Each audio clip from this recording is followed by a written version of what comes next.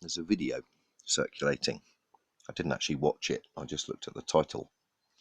It's dead bodies washing up on a beach in Ecuador, in a town called Guayaquil. Obviously a coastal town, because washing up on the beach. And I thought to myself, well, that's highly unusual that people would be fully clothed washing up on a beach if they're dying of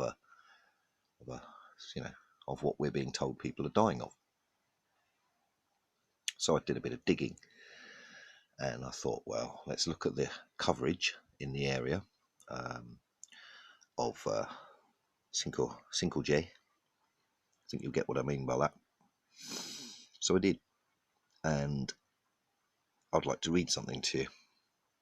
It's called Ecuador Taking Baby Steps Towards 5G. I'm not going to read the whole document because there's too much, but I'm going to read a statement, or a paragraph actually, in the middle. Claro, the leading mobile network operator by subscribers, has the best coverage, especially in remote areas. 4G LTE has started in 2015 in Guayaquil, Quito, Cumbaya and Sangoloqui, and is rolled out in other regions available for prepaid. Claro have demonstrated 5G technology at an event organised by the Ministry of Telecommunications in Guayaquil to promote its Digital Ecuador strategy.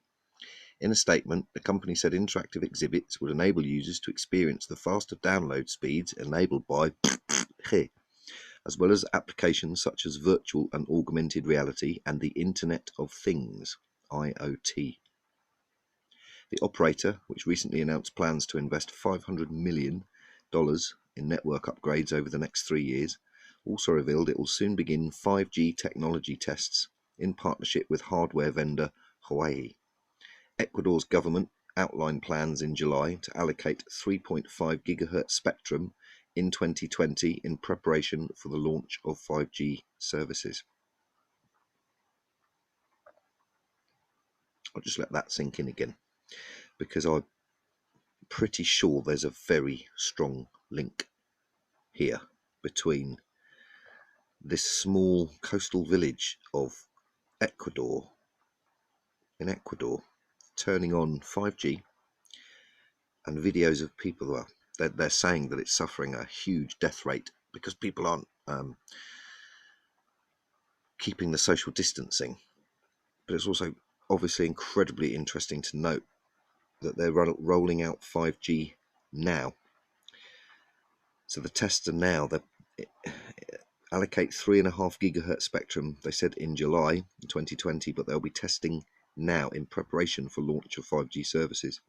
So anyone with a more of an investigative streak than me in G, have a look. I'm going to put the link down.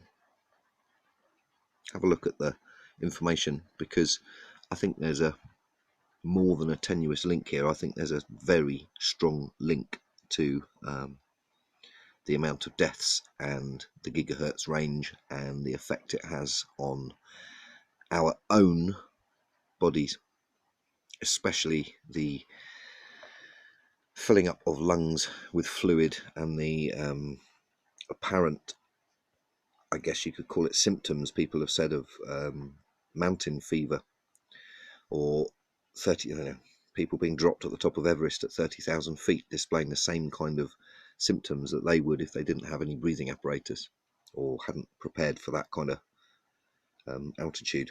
So very interesting, really interesting. Sorry to drivel on. I'm just reading a lot while I'm actually talking to you, because I've known there's a link with this, but this seems more than certain now. Cheers, guys.